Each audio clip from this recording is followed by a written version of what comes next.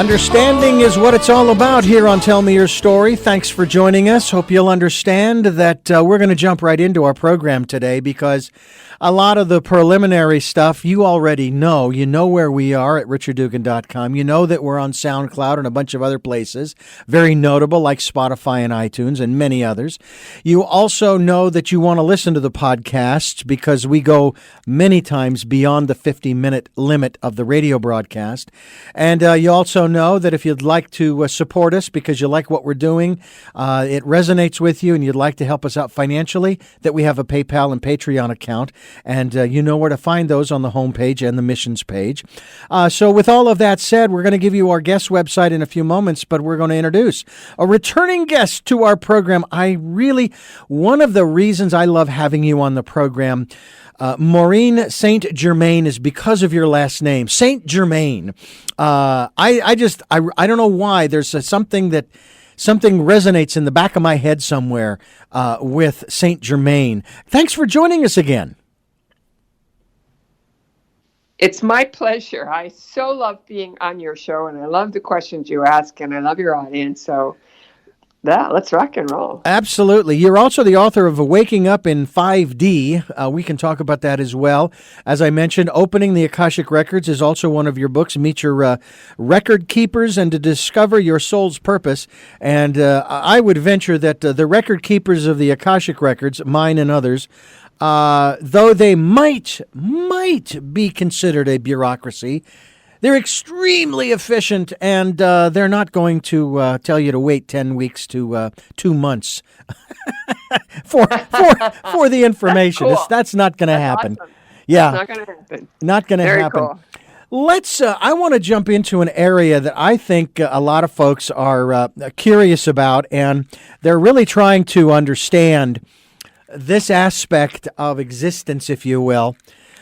I was sharing with you as we just got started, I was sharing with you about the fact that many years ago, I acquired a video of what is referred to as the MerKaBa. Now, some people may know what that is, and I'm going to have you define that for us in a moment, but it was a fascinating video, and it was more of a meditative type of presentation. It wasn't information as far as describing it, telling us what it was used for, et cetera, or where it came from, which we will get into.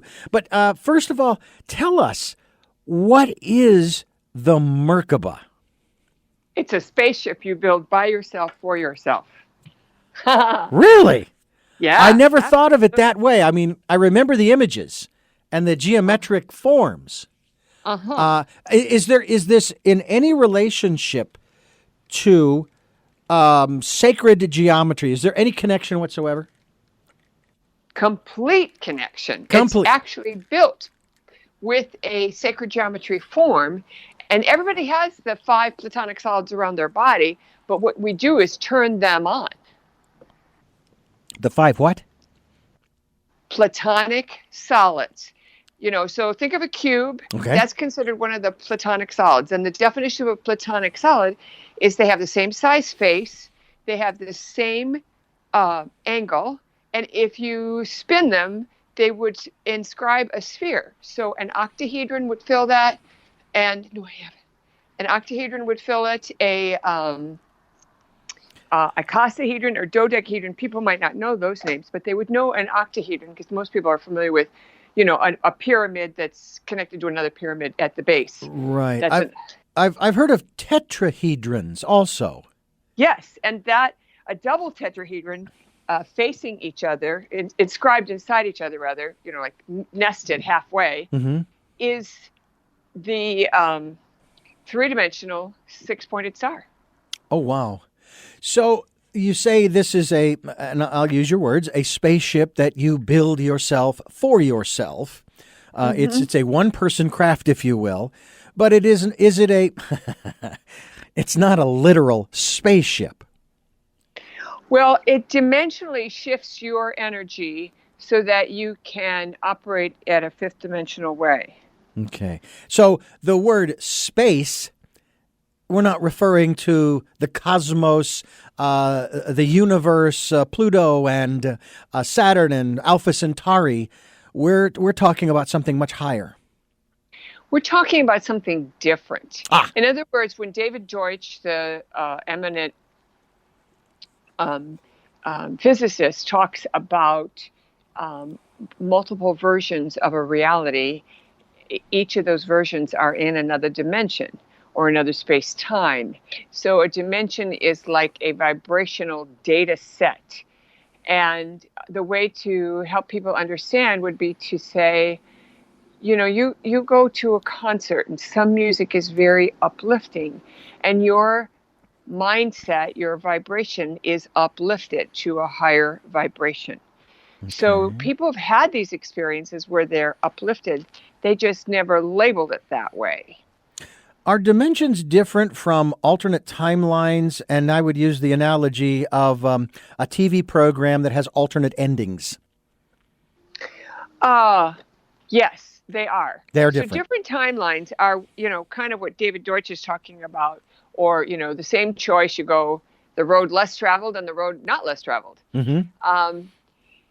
But dimensions are vibrational data sets that are you and I moving our consciousness to a higher and higher states. So, for example, in meditation, people have what they call out-of-body experiences, or they have people have dreams that they know they are experiencing, even though their body isn't tagging along. And so as our vibrations data changes, our capacity to tune to something like a radio dial, the higher, like a dog a dog hears things that you and I don't hear, for example. Mm-hmm. So that higher vibration, and I don't necessarily mean better, but simply higher, allows us to access a way of being that we haven't typically accessed. And because of that, when we do that meditation, the MerKaBa meditation, we actually are tuning to the highest vibration that we can hold in our physical body. And when we do that, then we make it easy for ourselves to be what I call fifth dimensional. Mm. Now, as I have said many times on this program, the universe asks the questions. I'm just along for the ride. So when when my mind gets these questions, I'm trying to parse them out. But at the same time, it's like, that's interesting. I wonder what she'll say to that. What about? Okay, so we have the MerKaBa. What is the relationship between the MerKaBa and the Kabbalah or Tree of Life? Aha, very good question. The MerKaBa originally was referenced in the Zohar, and it is the four-wheel spinning without turning. And it referred to, in the Jewish sacred texts, or what Christians call the Old Testament, it referred to the vehicle or the chariot that appeared to Ezekiel, and it's in Ezekiel 1:10. So the actual throne on its chalice goes back to that first chapter of Ezekiel, and the throne of glory is a source of long and visionary traditions. And some versions delete the word MerKaBa, but they still refer to the vehicle, the chariot of fire. Right. Yeah. And according to later traditions found in the Zohar, written by the Kabbalist Moses de Leon, the vision of Ezekiel was a flying vehicle. Personally, I have always interpreted the MerKaBa as a flying vehicle that you build by yourself for yourself. Okay. Now, the next big question is, why would I do that? What's the purpose, and is there an end game to it? Well, the purpose is that you can change the reality from a hit and miss reality to a more proactively pleasing reality. And that means that when you're ready to buy a present for your beloved, you're looking at three things and you intuitively know which one will please him or her. when you are making a decision about a choice, maybe which way to go home, you can tune to the one that's going to get you home with grace and ease. So part of what happens is you're able to make better decisions. And, there's a lot of good decisions you can make. You can go into a restaurant and maybe all the food is good. And you might make one decision about one meal or another meal, but the one that's going to give you the best meal for you that day is a very specific answer. So when you're quote wearing your MerKaBa, what happens is you attract higher vibrational energy coming into you, which means your interactions with people are very high and evolved and loving. And it also means that you're able to experience the reality from that vantage point. It's kind of like a child who has a temper tantrum is having a temper tantrum because they want something that they cannot have. The adult, on the other hand, recognizes that maybe the timing isn't right, or that the food they were going to eat in the refrigerator is bad and it's not healthy to eat it, even though they had their heart set on having it. So these energies allow you to move your awareness to a more expanded place, which allows you to have the ability to choose in a way that I would call wiser or better for you.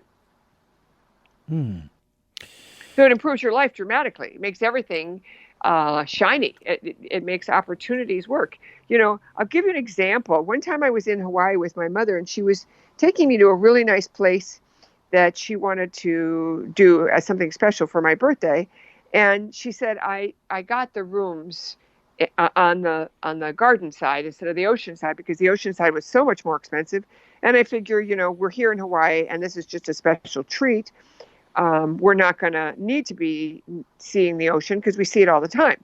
And I said, fine. Well, the guy next to us was smoking and refused to quit smoking. And so the hotel said, would you be willing to move? And I said, okay. And they moved us to their corporate area, which had a private lounge and all the food you could imagine and an incredible view of the helicopter landing pad. We saw a helicopter go up in front of us on our lanai. We had a fabulous experience. And that never would have happened if we were just doing the ordinary everyday life. Things open up for you that they wouldn't open up otherwise. So how is that different from my following the impulses of, if you will, of my still small voice, my intuition? Well, the still small voice is a good resource, but it's like the difference between an Acura and a Mercedes. They're both going to get you where you want to go, but wouldn't you like to be in a nicer ride? Wouldn't you like to have a few more bells and whistles that make life fun and easier? I would have to say that I would choose yes. And it's interesting that you bring that up because, you said that this is that it will help you to get to your. The one example was that it would help to get you to I'm not going to get to my destination if I'm not careful here. To your destination, but you didn't say safe and sound. You said with grace and ease. Mm-hmm. Now, I will share this very quickly. My listeners have probably heard this hundreds of times. I was bicycling to work one day, and it was 5 miles from the trailer I was living in to the transmitter site, and I had to go past, and there were roads there, through farm fields. And I get this prompting, up at the next corner, the next intersection, you are to make a right, go up to the next intersection, make a left, then go to the next intersection, make another left, and then when you get back down to this road, you're going to make a right to continue on, i.e., that 1 mile stretch that I would be bypassing that would have taken me directly to. So I was literally going 3 miles out of my way. Okay. And I went a half a mile down the road, not making that first right turn, and the prompting was so strong, I kid you not, I turned around. I went back to that intersection and I followed that 3-mile path and then got back on the road and got to the station. I have no idea why that prompting was given, whether or not I avoided an accident or whether the universe was testing me because I had said in one program I'd been through that I would listen to and follow the promptings of my still small voice. All I know is that I find myself not even questioning it anymore. I get it and I go. And that's why I was asking you about this aspect of building this, and again, using your term spaceship, the MerKaBa for us. What are the tools needed to build this spaceship? A person spends maybe 20 hours learning the geometry and understanding the concepts. And then if they forget about it, it's okay because it's in their consciousness. And then they do a 5-minute meditation every day until it becomes permanent. So this isn't something that you could accidentally create for yourself. Oh, yes, you could. And there are people who do. Oh, wow. And this is something that is quite unusual because a lot of people that I work with or who taught the MerKaBa like I did for years and years would deny that that's possible, that a person could do it on their own. And I was just about to comment on your decision to follow the still small voice. I have a feeling that you have done more to connect yourself with your higher self than perhaps you realize, because the very commitment to always follow it is huge. And when you do that, you no longer have to trust it because you know it's always right. And I joke with people, and I've done this on the program many times, and I say it gently, I say it kindly, that if you're going to listen to the still small voice and not follow it, why are you bothering listening?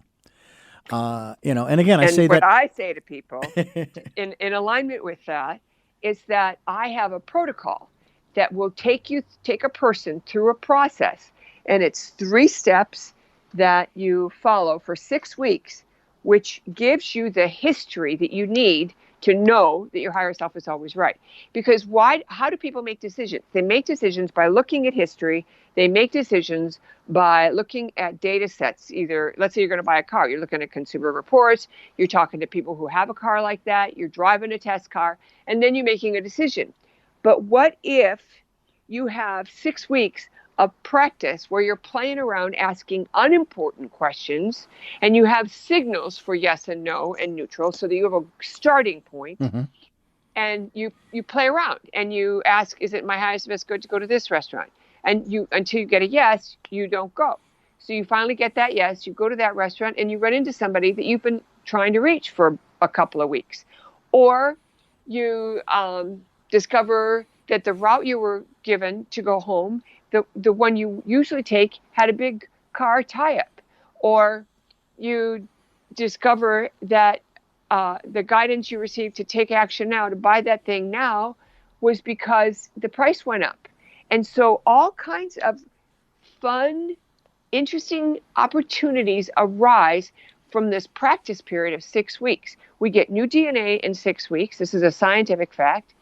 And when you do this practice for 6 weeks, and like I said, there's 3 easy steps, what happens is you then have your own history. You not only have, like history of other people saying that they follow their guidance, but you also have now your own history that shows you that your higher self is always right.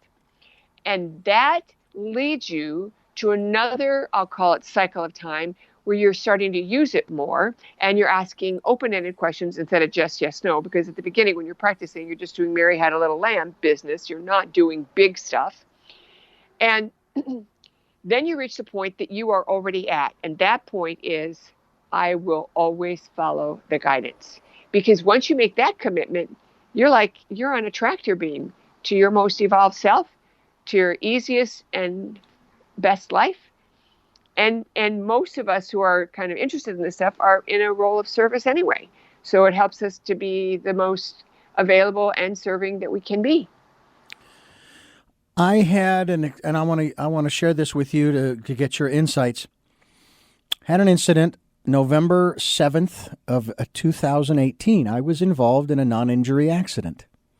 Now, I was traveling down this one-way, 2-lane road, and there was a detour ahead, and I'm thinking, oh my gosh, traffic's backed up. I'm going to turn down this side street, which I did. And I proceeded down the side street. About halfway down the block, a BMW pulled head first out into the street. I swerved to the left to try to avoid this gentleman, but we collided. And of course, he was very upset, saying I was going too fast. And a gentleman who had not actually seen the situation but evaluated it based upon what he saw after the aftermath said to the gentleman, "You pulled out into oncoming traffic. It doesn't matter how fast he was going. You are at fault."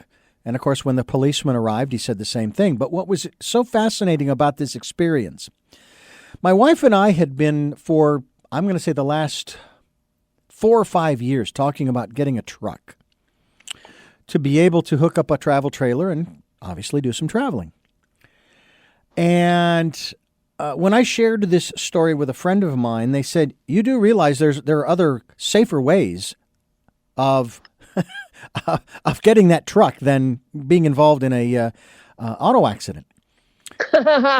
And I at first I thought about that. I said, well, yeah, you're probably right. But then again, I remembered, as I said, this was a non-injury. Neither of us were injured in any way. Maybe our pride a little bit, but other than that.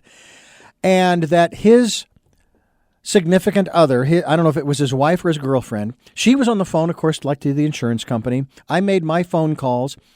She was the epitome of calmness. I was just blown away. And I was off in the distance, maybe, 20, 40 feet away from them as I'm making my calls.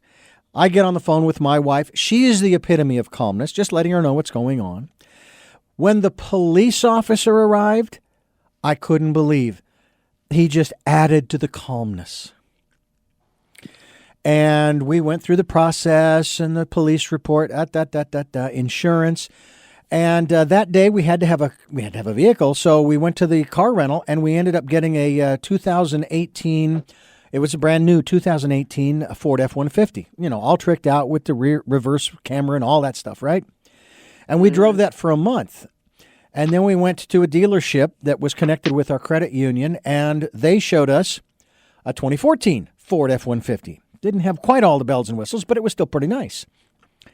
We bought it. The Volvo was totaled because the price of the parts to repair it were too expensive. But here's when it was so interesting. The insurance company paid us enough that paid off the loan on the Volvo and gave us $2,000 to put down on the truck. And when we did sign the contract for the truck, there was one element that I had never heard of before. And that was that you could actually, it was like insurance, where if this car was ever in an accident and totaled or what have you, that this insurance would pay off the loan. So it would be no different than what just happened with the Volvo. And we've been driving it now since December 4th, I think it is. Maybe it was 1st. Anyway. And so now we're in the truck. And I'm sitting here thinking, maybe this person who said there might be you could have done that differently. I sit there going, I don't know. I don't think so. I think that my being led to go down that side street, was fortuitous. I don't know what happened to the gentleman, but he and I left on good terms. I didn't leave it to where we were at one another. Is that something that if we were to be in our higher self, listening to that still small voice, if you will, those promptings, that even when things of that nature happen, we really don't know what the future holds from that instant, but that if we stay out of our emotions, if you will, and in that higher state, that we can actually work through to ease and grace of a, shall we say, solution or end result? Well, I will offer a couple of things. Number one, your I take issue with staying out of your emotions because sometimes your emotions will help you. So I want to be clear about that. But yes, that's one way. And your friend was simply saying there's more than one way. I had a similar incident. I had slowed down enough so that when I got to the bottom of the hill, I could pull over. And there was a police car who had pulled someone over for, they caught them in a speed trap. So the woman gets out of the car and makes sure I'm okay.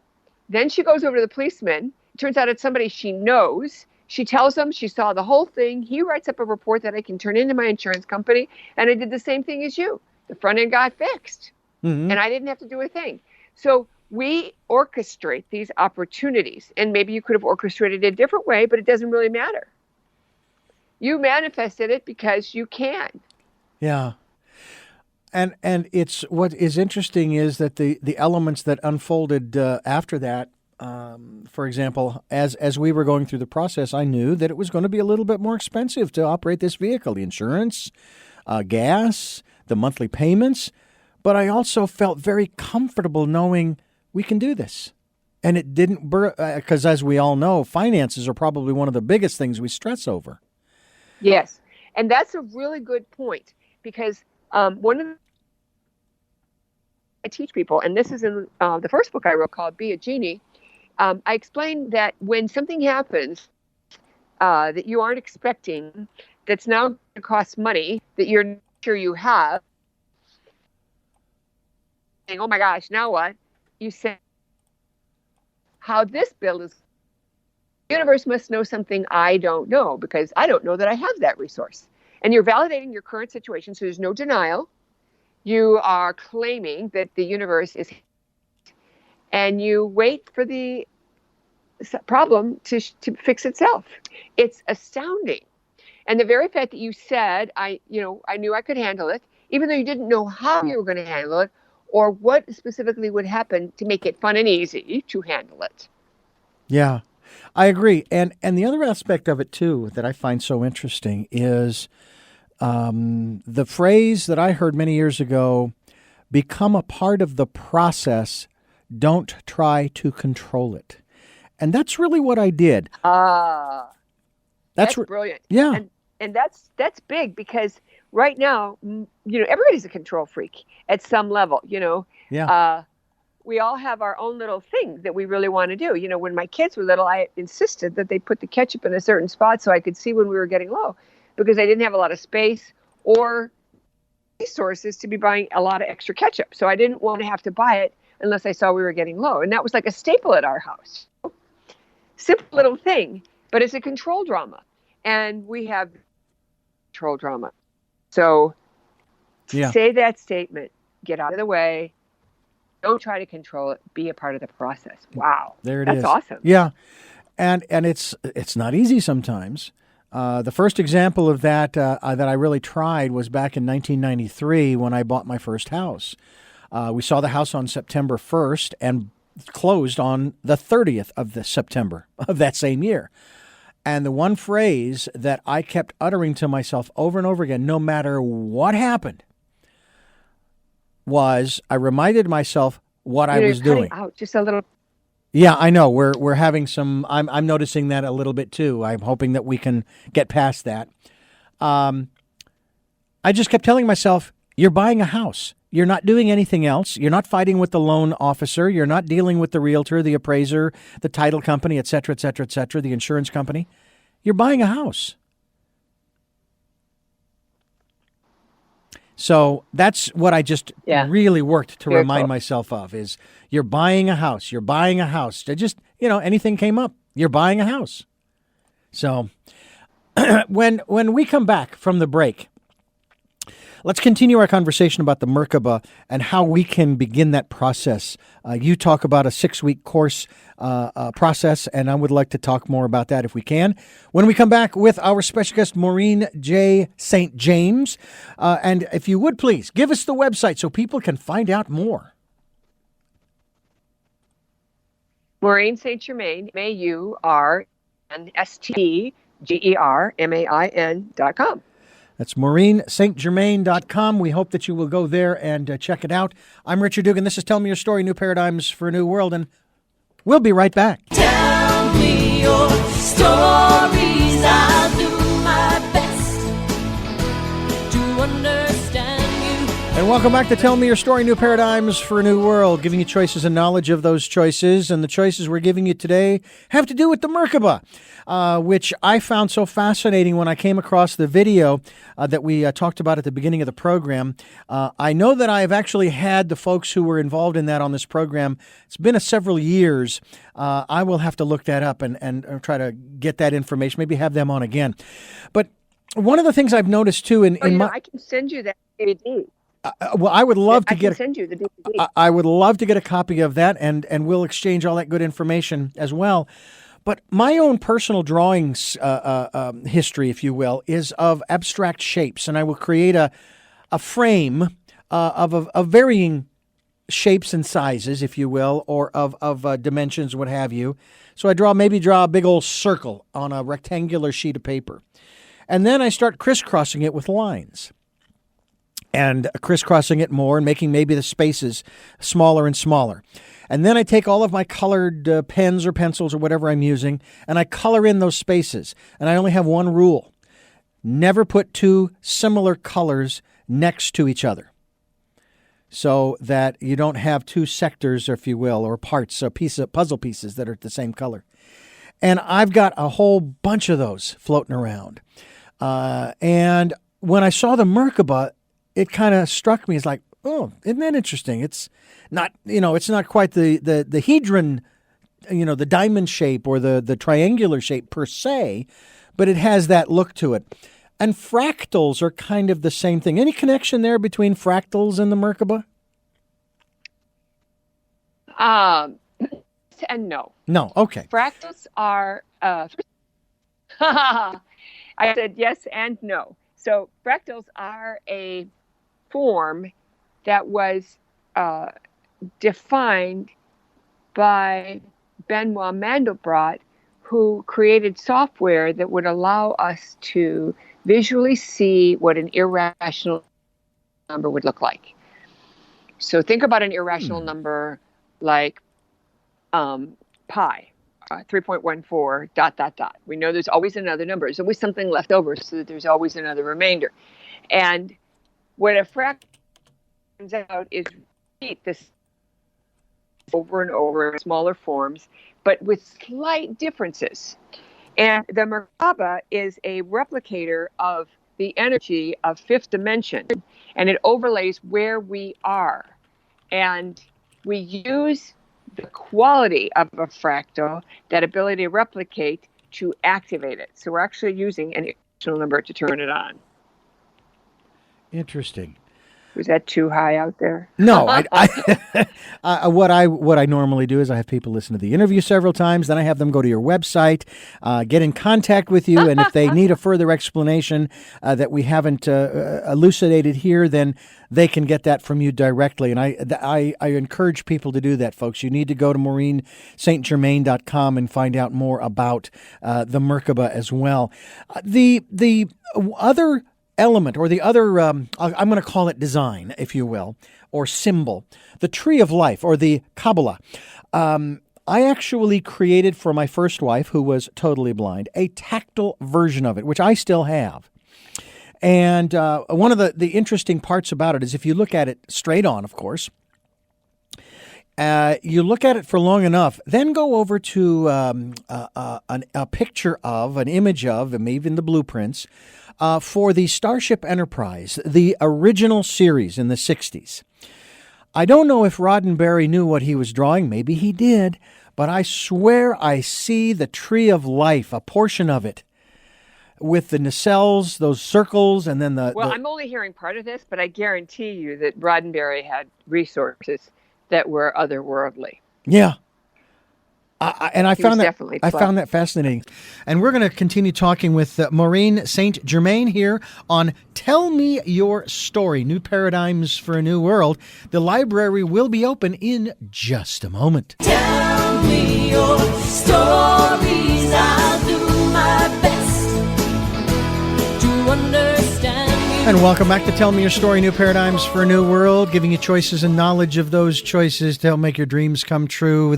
I have to share with our listeners, I think it's only fair that we share with them that at the beginning of this program, I could have uttered the phrase often heard on sound stages and in recording studios all over the world, take two, because we had started an interview, and as we got into the subject matter, we were rolling along beautifully. We were. We were getting all kinds of interference. I think we were on Skype then, and you and I, we kept cutting out. Now, we had never had that problem before. You haven't changed your internet service provider, and neither had I. And I mean, nothing really had changed since the last time we talked. And the only conclusion that you came to was that we're getting some interference from other sources. And we're not talking, folks. At least I don't think we're talking about interference from, quote unquote, the powers that be here on planet Earth. Our government, secret societies, CIA, NSA, FBI, and so forth, or the KGB, or who knows what Ukraine has. We were talking about. I can't resist. We were talking about other worldly interference, if you will, maybe from other dimensions, the spirit world, etc., who were basically telling us what, Maureen? What was your observation? Well, I don't remember what my observation then was, but I think we were on what I will call sacred ground, and it wasn't time to have the reveal of whatever it was we were headed towards. Well, we're going to stay away from that, I think, today, just not so much to avoid that interference, because who knows, maybe today's the day it's revealed, and the interview will flow into that automatically. I mean, it's just, again, I ask the universe asks the questions, I'm just along for the ride, so I'm kind of hoping we go there, but if we don't, we still have a ton more to talk about. Your claim to fame, so to speak, is, of course, Akashic Records. We've talked about a lot of that, We have talked about that a lot over the last couple of years that we've been communicating and sharing with our listeners. So let's kind of start there, and then let's dive into some other areas as well that you have available on your website, which, by the way, folks, is MaureenSt.Germain.com, and we are always linked to our guests. But let's start out by telling folks, what are the Akashic Records, and why are they important to us as individuals as well as collectively as a community? Okay, so first of all, I want to add to my claim to fame, and that is Waking Up in 5D, which is another book I wrote before I wrote the Akashic Records book. Actually, I wrote the Akashic Records book first, but the Waking Up in 5D got published first here in the States. And the Akashic Records are the body of knowledge that coexists in reality in a finer dimension, a finely tuned dimension that we don't normally have access to unless we tune to it. Just like you don't have access to a certain radio station or a certain internet station unless you set your dial to that. Mm-hmm. And it is a data set that contains all of our history, all of our present, and our potential. So our potential futures that we've thought about are also in there because we've thought about them. Well, I know that we've gone into detail in regards to what that's all about in the past. I don't want to rehash that, at least at this particular point. But the area I do want to jump into is that whole aspect of 5D, or the fifth dimension, if you will. Now, that has absolutely nothing to do with our local, our cell phone service providers jumping from 4G to 5G. This is true, and I'm so glad you mentioned that. Yeah, that's a pretty big concern of everyone's, by the way. Well, that's what I've been hearing, that it's not good, not healthy for us because of the various issues that are brought up, but also in terms of, I mean, I sit here and And I marvel at least at the fact that the computer industry is no longer pumping us, telling us that they have an even faster computer than they did yesterday and the day before that and so forth. I know I'm not seeing those commercials anymore. Now what I'm seeing is, of course, the internet, which is where we seem to do most of our work now. I mean, we can do it on our phones. And if we had the technologies at our hands, we could also launch rockets to the moon with our phones. That's how sophisticated they are. So tell us from your perspective, we'll kind of go we'll just touch upon this a little bit. What do you know about this issue of 5G? Oh, I'm not very well versed other than what you just said. Oh, okay. And Well, that the vibration is deleterious, very harmful to humans. Well, so it's not a good thing. All right, well, let's change the letter to D for dimension. Talk to us about the 5D, the fifth dimension. What is it? Okay, so the fifth dimension is the vibrational place that we are going to, that we are co-creating, and it is the equivalent of what everyone else tells us is heaven. So, in fact, all of humanity is becoming fifth dimensional. Just like now we're third dimensional, 5D or fifth dimension is this zone of interacting with each other that is dramatically different than 3D. And the reason it's dramatically different is for a couple of reasons. Number one, there's no polarity. So it means there's no energy on, I'll call it bad choices, because there are no bad choices. And it doesn't mean that all choices are good. It means that the possibility of coming up with a bad choice doesn't exist. So it's like we've erased half of creation by having only the choices that take us to a place of closer to our divine self. So, when it's time to do something, let's say it's time to serve someone a meal, you're not thinking about how you can cause them harm. Not that you would harm a guest, but I mean, if you had an agenda, let's say, you could choose to serve them something that would make them sick. You could also choose to serve them something that would make them feel good. And in 5D, in fifth dimension, you're not even going to consider, it doesn't even occur to you to come up with something that would be harmful. And it's a bit like when you treat the relatives you love to a dinner, you wouldn't dream of doing something would harm them or would cause them discomfort or make them unhappy. So the fifth dimension is a zone of unconditional love, and the love is so big that it's not even possible. It's unthinkable to have a thought that's harmful. Yeah. And that's the difference. In 3D, and I'd like to give an analogy because I think that's very helpful. In 3D, we have choice to choose the not God choice or the God choice. And I deliberately use those cumbersome words because I don't want to use good or bad. Because good or bad has so much pejorative, so much judgment. But when you say the God choice or the not God choice, it helps people understand that God gave us that choice. He gave us choice. What nobody anticipated, including the divine, was man's inhumanity to man. But let me give you an example that makes it so much drives down that point. If we're watching a 3-year-old, it's our job to keep an eye on this 3-year-old, and it's been raining, and we go outside after their nap.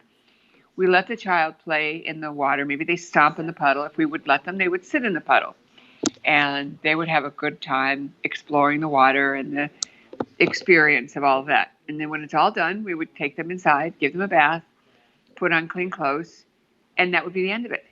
That's us.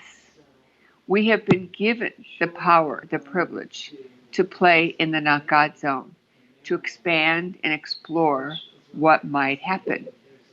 And we are now stepping out of that possibility and only going to do the God choices, which is why 5D is so different. It's literally a different game. The old game allowed positive and negative choices. The new game allows positive choice. I'm wondering if I might expand a little bit on that as I'm wanting to, and hopefully sharing with others the understanding of what you're sharing with us. That when I take a look at our connectivity, our connectedness as spirit beings, that immortal part of us, and I take a look at the current systems that are in play here on Earth for us as human beings, I take a look at the principles laid out, for example, in our U.S. Constitution about life and liberty and free will and all of those different things. And when I take a look at the connectivity by comparison to that aspect governed by that Constitution, that document, those words, I think that life and liberty and owning property and all of those elements of, quote unquote, a republic or a democracy, whichever you choose, are neither good nor bad, but from the spiritual perspective, they're irrelevant. They're irrelevant because we no longer think in those terms on that level. And I think that's what you're saying, right? Is that the duality of this world becomes irrelevant in the fifth dimension. It's not even part of it. The things that we do are just the things that we do, as if we were looking at the cosmos and we were watching supernovas explode and comets flying around and things hurtling and crashing into one another. That's just what the universe does. It's neither good nor bad. There's no judgment there. That's right. That's right. That's well said, and that's another lovely example to help frame it. Yeah, and yet there are people who claim to be religious and or spiritual, but boy, do they hold on to those concepts as if their lives depended upon it. And I go back to Paul's statement: "Be afraid of the one who can kill the soul, not the body." If there were truly an entity that could kill the soul, I believe that our souls are immortal, and only we can do damage to our soul. Well, it's a very interesting concept. People don't realize that they are so wedded to our way of thinking. Because if there is a zone, like you say, like the universe just is, there's no longer this experience of people needing to correct one another or needing to save one another, because people aren't choosing those things that would be harmful. So the whole vibration changes. How did you discover, or how was the fifth dimension presented to you? How did that happen? It came upon me gradually. And I was doing the work of the MerKaBa meditation. And I taught that for almost 20 years all over the world. And in the meditations, over and over, I was getting more and more information. And I will say that I had the good fortune of teaching a class practically every weekend for almost 20 years. So I got to teach, close to 15,000 people. And what happened in that process is I learned by their questions, because when they would ask questions, the information would flow through me. And I remember, I still say this today, I'll give a session to someone, an Akashic Records session, and I'll say, could I have a copy of your recording? Because I just heard some stuff that even I didn't know. And so my initial understanding of the fifth dimension came through my meditations and through my group work with the students. And I began to realize that the information that was coming from other places wasn't entirely pure, because people were running it through their filters. And because the MerKaBa itself, this is a fifth dimensional field and puts you in fifth dimension, regardless of whether you've earned it or deserve it or not, what happens is I was able to actually resource data sets that represented what that would look like and what that felt like. So it truly came through the work that I was doing at the time, the meditation work and the classroom work with the students. with the things that you have come across, the things that you have learned and experienced, and the awareness that you have today, that we're all sort of trying to work towards. And I tell you what, if I could, and I love using this word, if I could grok the fifth dimension, which maybe I'm pretty darn close to that because of my understanding, because I'm, be honest with you, kind of tired of this trauma drama dualistic world. This is just getting ridiculous. I'm only 59 and I'm sick and tired of this silliness, this craziness that is going on. But again, this is people's choices. This is what they want to do.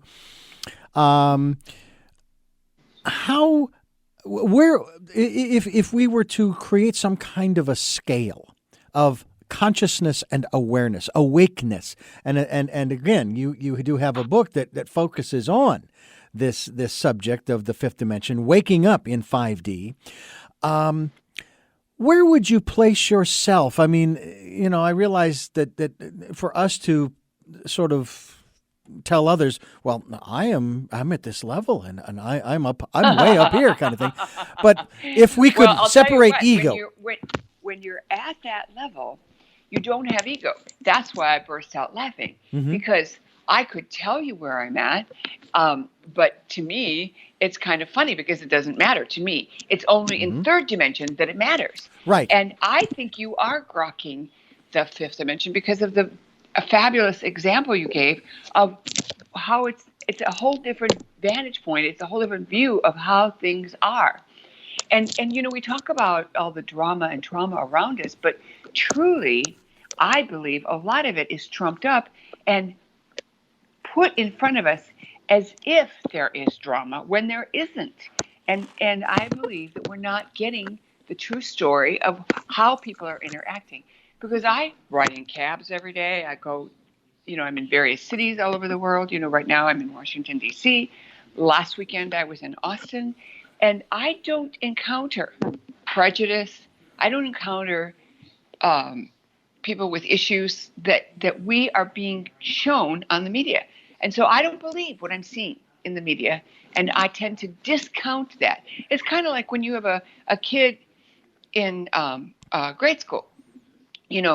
As a mom raising 4 sons, my initial belief was that my kids didn't lie. Then when I realized that they did lie and that they weren't always telling the truth, then I began to take what they said with a grain of salt and look for the bigger picture. And I think that's what we're being called to do right now. Every one of us needs to look at what we're being told and then look what we are feeling and knowing in our own personal experience and reframe the so-called public view of what's really happening in the world. Because I think a lot of people are onto it, that we're being spoon-fed a bunch of garbage, and that as soon as we can, we're going to regurgitate and change it. So it's a very interesting concept to begin to say, you know what, I don't have an issue with what other people are doing. I don't have an issue with how they choose to live. I want to help them if they need help, and I want to leave them alone if they don't. Mm-hmm. And that's pretty cool. So in 5D, there's a number of things that a person can do to help themselves to stay 5D. And I think that's important because as you become aware of the fact that we are being spoon-fed some garbage, we can consciously choose to step away from that and to step out of it. And there's 5 things that tap us into the mass consciousness. And then there's a whole lot of things we can do to help proactively go into 5D. So the 5 things that lock us down into 5D is our morning coffee, the morning Joe. I have to have my morning coffee, the morning news, the morning weather, any kind of thing that people are doing consciously, like the daily job. I have to show up at work at this daily time. And then finally, big events like sports events, public debates, like that. And I'm not suggesting that people stop drinking coffee or stop going to work. What I am suggesting is that they decide that they are choosing it and that they want to do it as an individual act rather than I'm part of the masses that are falling in. And that requires deciding some days to change it up, some days to not go into work, to work from home. Some days to have your coffee at 11 instead of at 8, like that. And what happens is you stay in your power. And then to follow that along, this proactive choice to dismiss the have to from the vocabulary. So what that means is I don't have to go get the kids at 4 o'clock. I don't have to meet my husband for dinner. I don't have to get this report done. Instead, I'm getting this report done because it's due tomorrow and I want my boss to be happy. I like picking up my kids at 4 because they love it when they're not the last ones. Like that. So the have to business pulls our power and puts it out in front of us somewhere that someone else can grab. And when we are more proactive with our language, we are actually claiming our power, and then everything else we do and say has more power. And we are less likely to be swayed by false beliefs and false systems. Because there is this quality, I will call it, of distrust that occurs when people read stuff or when they hear about it. And the percentage of distrust varies in individuals. And I believe it's directly proportional to how powerful they feel. If they are in their power, their ability to distrust the mass media news or whatever it is greater than those people who are pulled in and they are part of the machine or the matrix. I need for you to take a look at something there on your end, Maureen. I'm actually pausing here for just a moment. I'm hearing a lot of noise coming from your microphone. Oh, that's because I was playing with my necklace. I'm sorry. I'm going to change out my headset. Hang on a second. All right, go ahead, and then we'll continue on. Okay.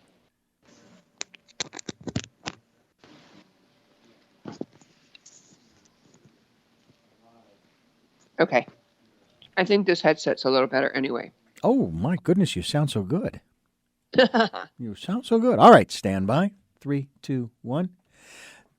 Well, as you describe the fifth dimension, as you describe these processes that we can go through, first of all, one of the things that I tell people these days, especially with what's going on way over there, like where you are now, is look at it. If you choose, and that's the operative word right there. If you choose to look at it through the filter of cartoons, okay? That it is just a big old cartoon that you're watching. It's a bad cartoon, but it's still a cartoon. It's not Warner Brothers. It's not Hanna-Barbera. It's not Pixar and Disney, but it is still a cartoon. And go ahead and laugh. It's, because there's nothing we can do about it. Honestly, there really is, or any of these other issues that are way away from us.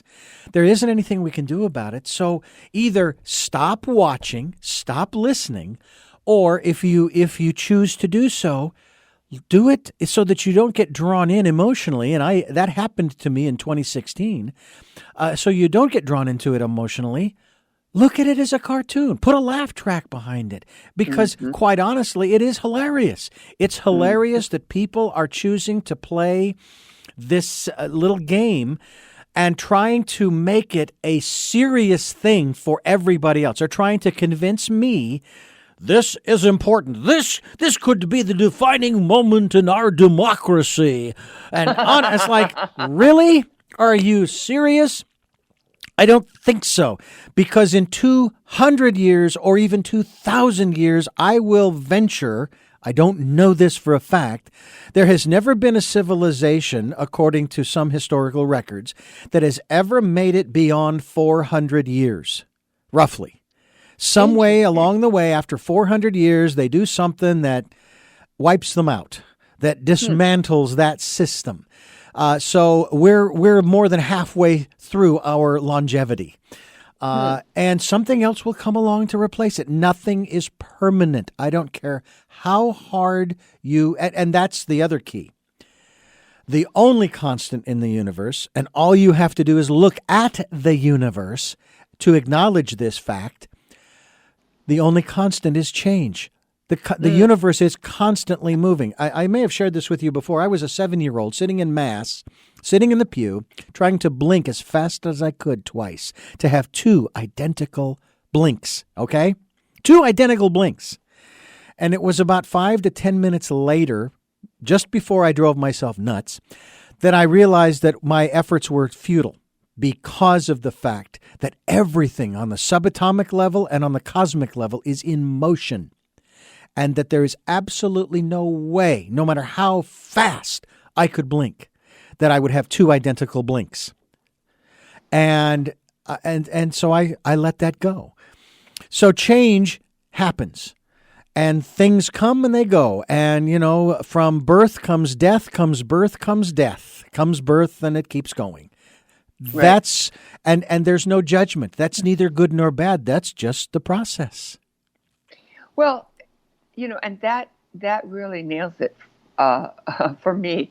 The part that I am astounded by is the people who profess to be very spiritual, people who profess to be, for example, Buddhists, and then post some kind of hate message about some politician. And I look at that and I think, isn't that counter to what you practice? How can you be in practice as a unconditional loving person and then post something, and it's because they have separated themselves from their belief, and they've allowed themselves, as you have defined, to get pulled into drama that they pretend to care about, but they really don't care about it, because if they did, they'd do something about it. They're just using their words to kind of fuel the drama. Mm-hmm. I'm disappointed by that because I feel that it is my job to be peace-loving and peaceful, and I choose words that help me stay that way. And that's kind of where I was going before when I was saying, there's words you can proactively use. For example, you can use, instead of, words like weird or strange or things like that, when something happens that makes no sense to you, to use, I wonder what's going on or what is going on. And because we're all willing to meditate, let's say, those of us who are following what your guests and your people, our people, mm-hmm. we're going to find people that when we ask the question, what's going on, or I wonder, we're actually going to get answers that we weren't expecting, surprising answers that give us knowledge that we weren't expecting. For example, when I was able to tell my son what was wrong with our van when we were driving down the road and it started making a funny noise, and I said, I wonder what's going on with the van, and then out of my mouth, something about the chain belt, I was astounded, and I burst out laughing because I thought it was so funny. How could I, a simpleton when it comes to cars, know that? And in meditation, I asked, how is it possible that I knew that answer, and yet I don't know other stuff? And I was told, you asked the what question. And then I began to examine our interview questions, who, what, why, when, where, and how, all seek to collect information so we can solve a problem. That's very masculine, and I don't mean it like in a biased way, but I mean it is the male way, or the male way to see a problem and solve it. Mm-hmm. It's the female way to see a problem and nurture it, and that's our way. That's that's how we're kind of our makeup. Mm-hmm. It doesn't mean that we're always doing it, because we're all supposed to be balanced, male, female. So here I am with this situation of being told that all I had to do was ask the what question. So I began teaching that all you needed to do was ask what's going on. And I had already had an experience where stuff was disappearing in third dimension and then reappearing sometime later. And whenever I asked where it was, I was always told, well, it's in a higher dimension. Now, when I began to examine, wait a minute, there's only one question that's completely open-ended and unbiased and non-prejudiced and non-preferential, and that's the what question. Who, when, where, or why are all asking so I can go solve it. If I know who ate the cookies, I can go fuss at them. How come you ate all the cookies and didn't share? When were the cookies eaten? Well, if they were eaten at 6 o'clock, probably not going to have dinner at 6:30. So you start looking at the kind of question you're asking. And so one of the things that I began teaching then was this what question will give you answers. So when something disappeared after I had figured this out, again, through meditation and experience, and I asked, what's going on, instead of where did my stuff go, I was told, Maureen, you were in a higher dimension when you put it down. So then I started asking people, are you having this experience? And they were all having the same experience. One powerful teacher who was also teaching the MerKaBa years ago, when I said to her, did this ever happen to you? She said, oh my gosh, I came home one day it was late, we'd had a glass of wine, and I was, thinking about other things, and I took my beautiful emerald ring off and threw it in the top drawer because I didn't feel like putting it away. Next day when I went to put it away, it was gone. I looked for 2 months for that ring in that drawer, never found it. I finally said to myself, okay, fine, it's gone, and let it go. Next time I opened the drawer, it was right there on top. Because in 3D, we're full of polarity. I'm anxious, I'm concerned, I'm in that energy. In 5D, we're curious, we're open, we're receptive, we're non-judgmental. And then she could see it. So in 3D, we can participate in the reality. In 5D, we can participate in 5 and 3. So we're playing in the 3D realm, but we're also participating at 5D. And when we drop back into 3D and we don't have that capacity, we can't see it. So I would say to you, the dimensions are nested like Russian dolls. 3D doesn't see 5D, but 5D sees 3D. Well, my wife and I had an experience like that just recently, and it was bizarre. My wife was looking for a particular medication that she needed to take. And, her health wasn't in jeopardy. I mean, if we waited another 15, 20 minutes, it wasn't critical or anything like that. And she says, I can't find these things. I just got this prescription today, and so she says, I need your help looking for this through the 2 bags that she carries with her. I says, well, first of all, when was the last time you took one? She says, just a little while after we got home from work. So that would have been around 5:30, 6 o'clock. This was at 7 or 8, 9 o'clock at night. I said, okay. So I start rummaging through her bags and her purse and so forth. Nothing. I couldn't find them anywhere. She told me it's in one of those big bottles. And okay, so I know what I'm looking for. And she's searching, and we're looking all over the house, and da-da-da-da-da-da. Finally, I grab a flashlight, and I go back to a bag that I was looking at. And I know what they feel like. I mean, being born and raised legally blind, I very rarely used my sight to find stuff. I could get dressed in the dark and know what colors I was putting on because I could kind of feel the vibration, if you will. So I'm feeling around in the bags with my hands. I know what this bottle feels like. I know what I'm looking for, and I couldn't find it. And so about a half hour goes by, and I grab that flashlight after we've been searching the house, the bathroom, the kitchen, the living room, blah, blah, blah, blah, blah. And I flashed the light into the bag. Bam! There it was. And I'm going, wait a minute. I almost dumped the thing on the floor to search through it. Where the heck was it? It's like, I know what those bottles feels like. She had 2 sitting on the table there.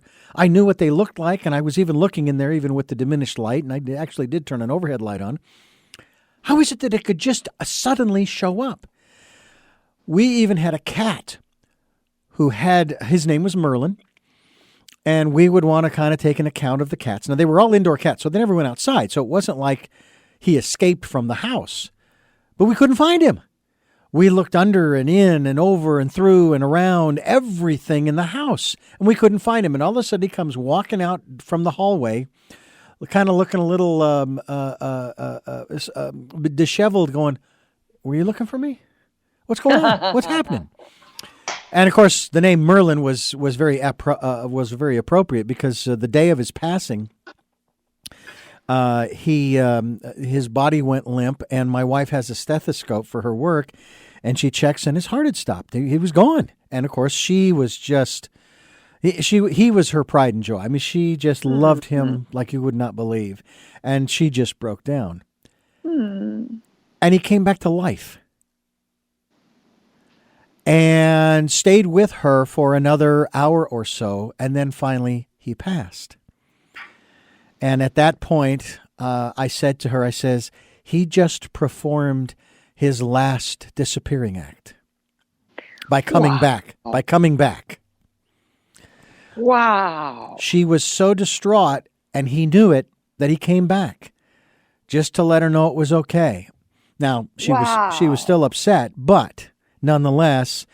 And so one of the things that I do now with our animals when they pass, especially the cats, is we make a little altar on the dining room table and put a towel down or what have you. Then we put the body in the towel in the box, and we leave it there for the day and let the cats come and pay. We have 5. Yeah. Let them pay their respects. And they did. Right. We didn't do that as much for my dog who passed a year ago, October, last year. But then again, the cats were already coming around as we were going through the process of letting her go. One of them even came over and nuzzled with her. The other one laid next to her.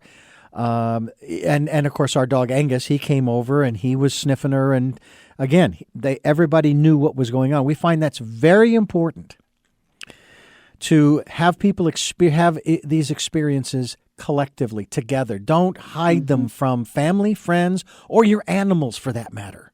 They know what's going on. So I am totally in sync with you about how we say goodbye to our pets and how we handle that and how we let the other pets in on it. But we need to do that with very cool. But we need to do that with humans too.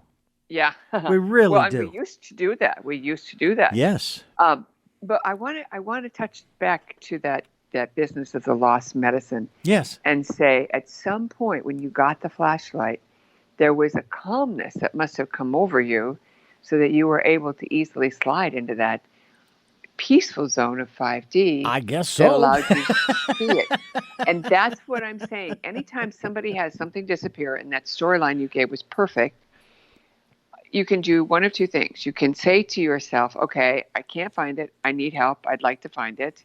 Thank you very much. And you can also just let it go and relax. Yeah. And then it'll turn up. One of the things, again, that zone of 3D is that zone of polarity, and the zone of 5D is the zone of non-judgment and, tolerance and acceptance. Well, you know the old saying about looking for something and then you find it, and they always say it's always in the last place you look. So I joke with people and I say, yeah, I found it in the purse, but I kept looking for it because I didn't want it to be in the last place I looked.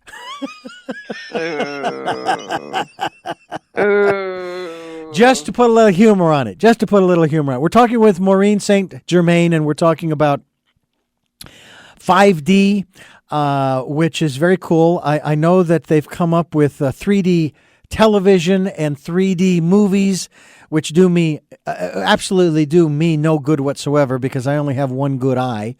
And I've even talked with people when I tell them I only have one good eye, and so the depth perception isn't as good as maybe yours might be. And they say, well, when you're driving, how do you know when a car is getting closer? I said, well, what's really funny about that is, you know how it says in some of these rear view mirrors, side view mirrors, it says that objects may appear larger or smaller or what have you.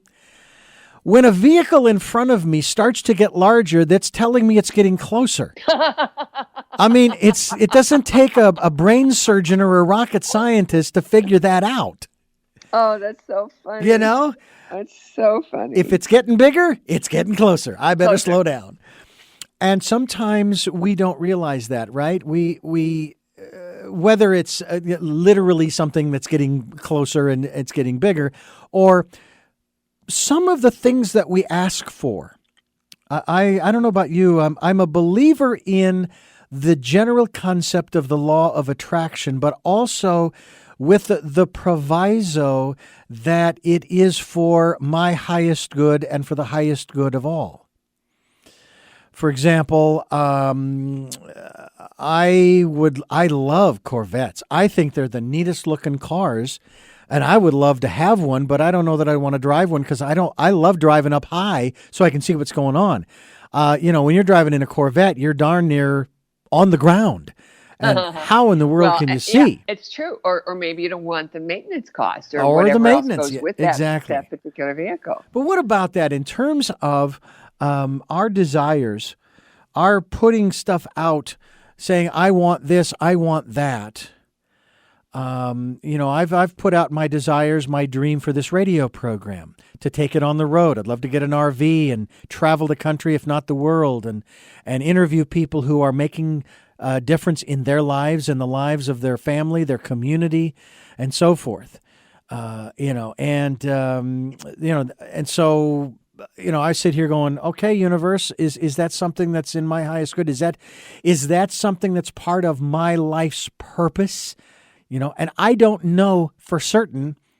All I know is it sounds like a neat idea, but hey, maybe the universe has other plans. Maybe I won't be doing it in an RV. Maybe I don't know how I'll be doing it other than the way we do it right now.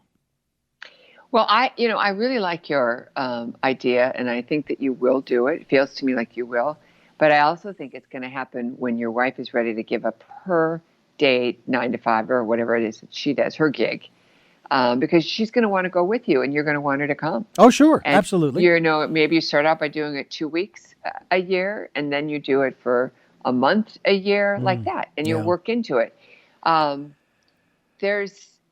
There's something about what you said, though, that I have a very strong opinion about, and that is I believe our desires are part of our mission, and that when we get an idea and a desire, very often it is related to our mission and the creative part of fulfilling our mission. And certainly if you took your show on the road, you'd reach people both as audience and as people you might interview in a different way than you are doing now. So there might be some merit there. And I do know that people have desires that don't serve them, certainly. But I am also of the mind that the universe gives us desires that we hone in on and are able to speak about and say, gosh, that would be really amazing if I could do that. So that we will fulfill our desires and that they kind of help lead us into where we're going. Mm-hmm. Mm. Well, one of my desires in regards to, for example, these podcasts is, of course, to have as many people listen as much as possible. So here we are at the time of our conversation, my friend, and I jump over to the SoundCloud website where I post all of my podcasts, and I'm looking at the statistics, and I check them periodically, and I've been posting since January of 2018. Okay. And since September of 2018, I have been posting 3 interviews a week. And I am now looking at the stats here, almost 2 years, a year and 10 months. And I have just reached 10,000 listens. 10K. That's fantastic. Unbelievable. I'm in looking 2 years. That's fabulous. In less than 2 years, I've made it to 10,000. Great. I love milestones. I love those. I've often talked about those kinds of things. In 5D, you throw out that word unbelievable and you change it to a proactive word, like I am so jazzed. I am thrilled. Yeah. Not unbelievable, but it's so fantastic. What Now you must be doing something right. Right. You raise a very interesting point I want to dive into. Okay. Not just the power of words, and I agree with you. Yes, it is quite believable, and it is astounding. I'm in awe. I'm grateful, very grateful for those who have brought that number to 10K. But there's another aspect to the power of words, and I want to talk about the 5D aspect here, because I'm discussing the concepts of success and failure in many of the programs with my guests, And of course, I bring up the example of Edison and his invention of the light bulb, and the query by an observer saying, well, how many times did you fail? And look at all the stuff in your lab here. He says, well, I never failed. I just found 990 ways it didn't work. So it got me to thinking, maybe we need to remove from our vocabulary, this has nothing to do with PC, okay? Remove from our vocabulary those words of dualism. There is no success, there is no failure, there is only learning, there is only evolving, there is only growing. And to me, that's what the light bulb that Edison developed was an evolutionary process that went through 990 transformations. So, And there's a whole chapter in my book about this and a list of words that are full of dualism and their counterpoints. Yeah, absolutely true. And I say they're counterpoints only to say they're uplifting, a reference point. So instead of saying, I made a mistake, it's like I have another opportunity to fix it, Yeah. Another opportunity to learn, not even fix it, because fix it implied that there was a problem. That it was broken. Well, it wasn't broken. It just it wasn't working. So, for example, what was it? There was just something recently that happened, and somebody it was the young man, and this was like 5 or 6 years ago. I found on the internet, the Dutch young man who has developed this new method of collecting the plastics out in the ocean. Mm-hmm. I remember there's a number of people out there doing that. Right, yeah. But this fellow was from Denmark, and he was. They did a 60 Minutes piece on him last year, and boy, was he getting the criticism from people, and how he was hustling people for money, and it was just a sham and everything. And I remember seeing his initial designs 5 years ago online and looking at the way this device would work, and I thought, well, this is an interesting concept. I'm rooting for this fella to make this happen. Not only for his own personal process, but also in terms of helping to clean up the oceans. And it turns out there was just a story yesterday of this young man who, having taken his devices out on the ocean several times and not succeeding, if you will, if I may use that word, the device did not work the way he said it was going to. There was a story just yesterday, as of this conversation, where it was working. Nice. It was working. And that there are several other devices around the world that are beginning the process of cleaning up the plastics in the ocean. Right. I belong to one of the organizations called Oceans 4 Oceans, the numeral 4 and then the word oceans. And you're right, there's lots of different ways that they're doing it, but there is a guy, and I'm thinking it's probably this guy you were talking about, and who developed a device where it just kind of persistent. The plastic. Yeah, exactly. It scoops them up in a big net, so to speak, all the way down to microscopic particles, which is wonderful.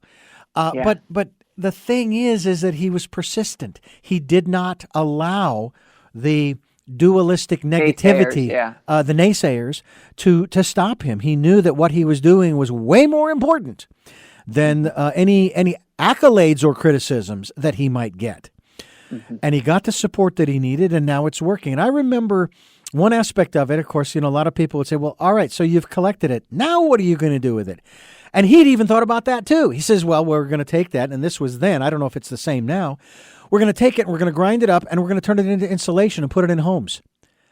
So you're going to be able to turn it into a material that's going to help to keep somebody cool in the summer and warm in the winter. So we're going to be able to use it for something other than polluting our oceans and streams and lakes and rivers and so forth. But the message to me, again, is that we have to be persistent, right? We have to continue to move forward. And from the fifth dimensional perspective, it sounds to me like what we have to do is ignore. And this is the hard part. This is funny. In 5D, there is no have to.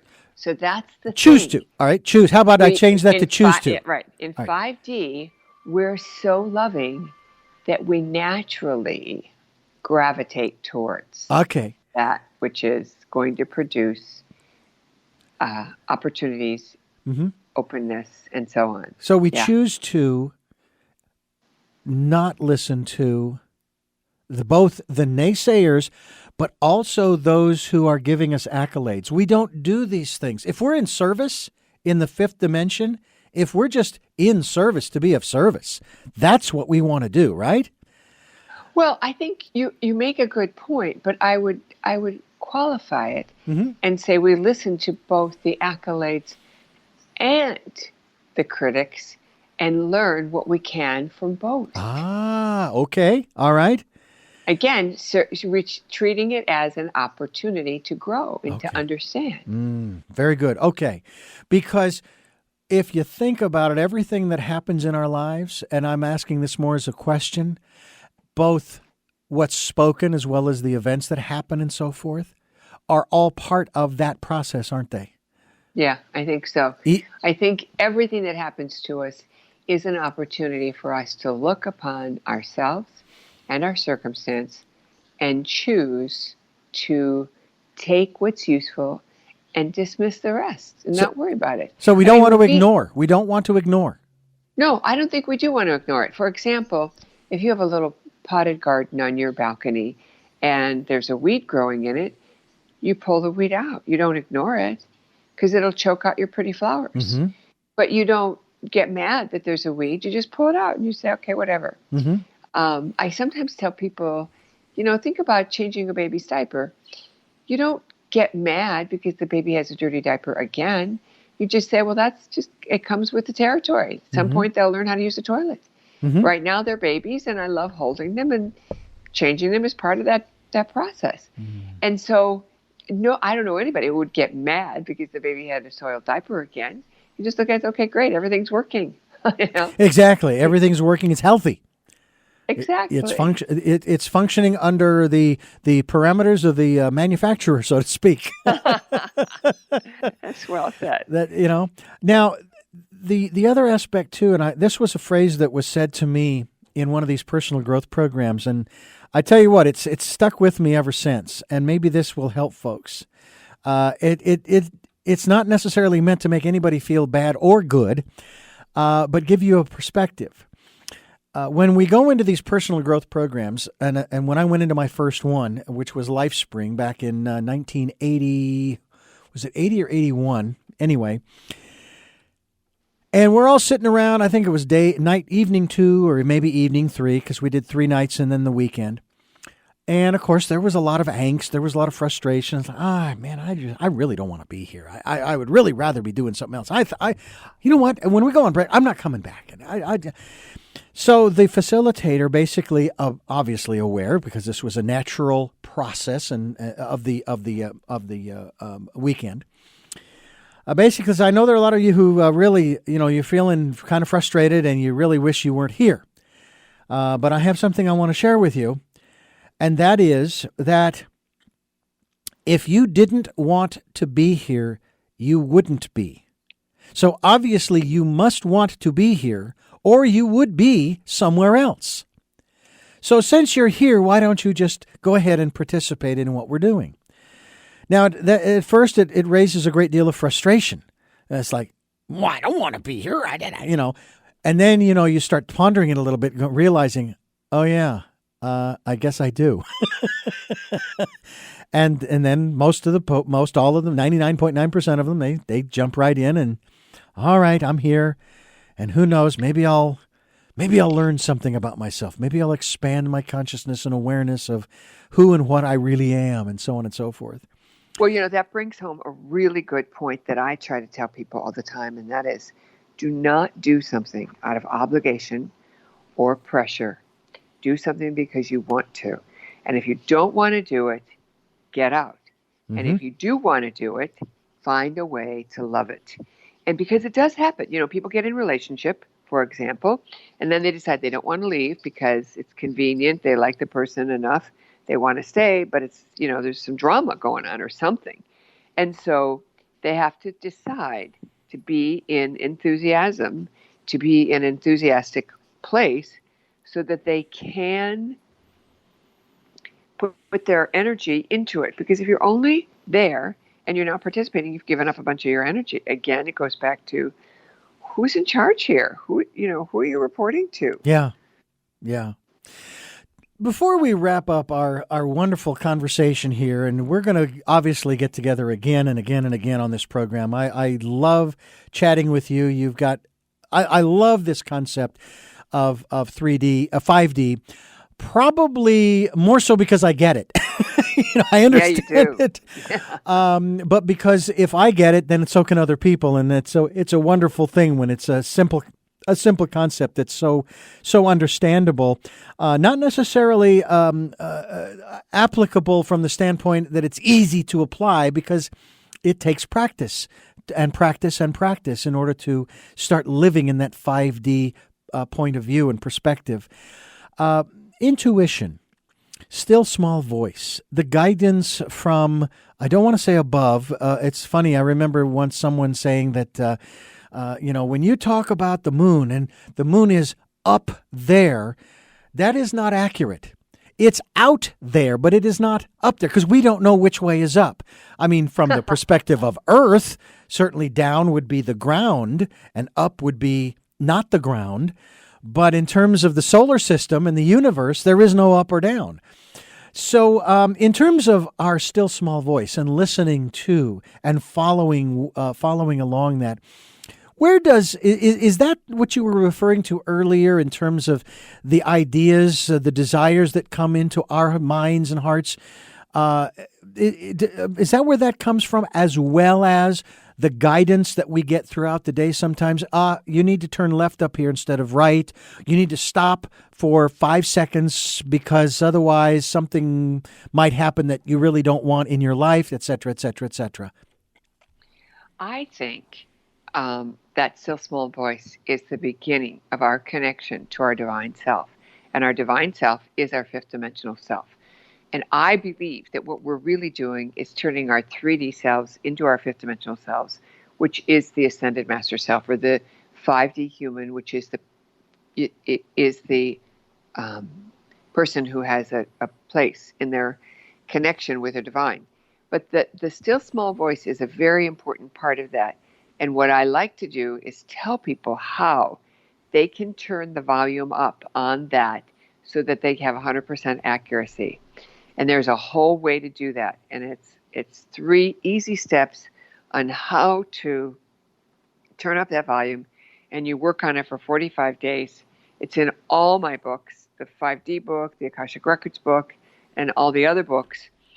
And it's so important that it's more important than anything, any other teacher, anything. Because once you've got that volume turned up, and you can always know, not trust, but know. And what's the difference between trust and know? Trust is that I'm going to show up. Knowing is the sun is going to come up. So you move from a place of trust to knowing what information you're getting is 100% accurate. Because what happens to people is they start to develop their intuition, and then their ego jumps in and says, no, we've never done it that way before. We can't do it that way. And then you step into something and you realize, oh man, I should have been listening to my guidance. And the reason we don't is because the ego is strong, and the ego has helped us get where we are. The ego got us into that class or listening to this show. And so we think that the ego must be right. And the truth of the matter is, our ego was developed to keep us safe and happy. And when we go through a 6 weeks practice, which is what this protocol requires, what happens is the ego is like in the background watching unimportant questions, and in a playful way, it begins to see that the higher self is always right. Then there's no competition. Then you have a history of your higher self information giving you the deal, the real deal. Mm-hmm. And what happens is then there's a happy collaboration. And I tell people, even when you have a really good higher self connection, if you don't follow it 100% of the time, you are not in a place of knowing. You're only in a place of trust, because you sometimes don't trust it. Sometimes you choose otherwise. When you're in a place of knowing, there is no question. You always move forward with what your guidance is. And the cool thing about this is the ego wants what the higher self delivers. And when you have a practice period where you're asking about stuff you don't care about, what happens is you actually get what you really want, even if it's counterintuitive. And that practice over time shows the ego that your higher self is your new best friend. And so it's a collaboration. And I like to tell people, you know what, do your ego stuff first. You're going to buy a car? Do all the research, check consumer reports, check with your friends, check online, drive the cars. You're down to your bottom two. It's either this car or that car. Ask your higher self, because your higher self knows what you're going to be happiest with in the long term. And you've done your due diligence, so the ego is settled and satisfied. It's very cool. And then when something really important happens and you need to know for sure, you don't have to trust your higher self, because you know your higher self will know. Yeah. And you're so synced that it's just there. And Exactly. I say Synced that is a perfect word. Oh, yeah. I must have been in sync a year ago, November, because in being involved in a non-injury accident, the vehicle I was driving, a Volvo, was totaled. And the rental car that we got was a Ford F-150, a 2018. And we were driving that for a month. And we're really kind of enjoying it. And we'd been talking for years about getting a truck. So everything was kind of moving forward, and we went to the dealership out in Ventura, actually Enterprise, because they had a special arrangement with our credit union. And guess what? We drove off the lot with a 2014 Ford F-150. Nice. And I knew, and I didn't feel badly about this, but I just had the awareness, this is going to be a little more expensive to operate. I mean, the gas is going to cost a little more because it's a bigger tank, and the monthly payments are going to be a little more because it's a little more expensive, et cetera, et cetera, et cetera. Although we did get a fantastic deal, I have to tell you. But those things didn't bother me.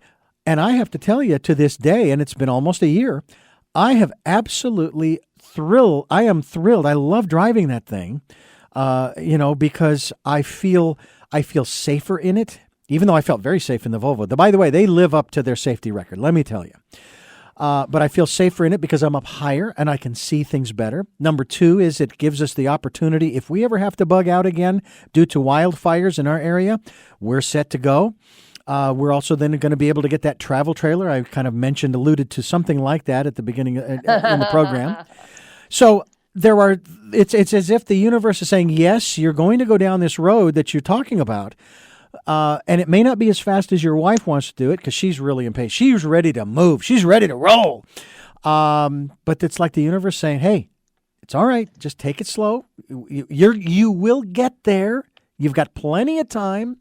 And so just relax and enjoy the journey. And I think that maybe that's the biggest message that maybe you and I can pass on to our listeners is no matter what's going on, try to enjoy the journey. Try to look around and smell the flowers and see the trees and the birds and the other animals and just feel where you are. That's going to make all the difference in the world, I think, right? Right. I think it's totally cool. And what a great story. And the way you told it this time is very profound because the universe told you that's the truck for you. And everything else fell by the wayside. Not that you aren't a careful person, not that you aren't cautious with your budget or your available funds, but that you knew the universe was supporting you in it and it didn't matter. Exactly. How cool is that?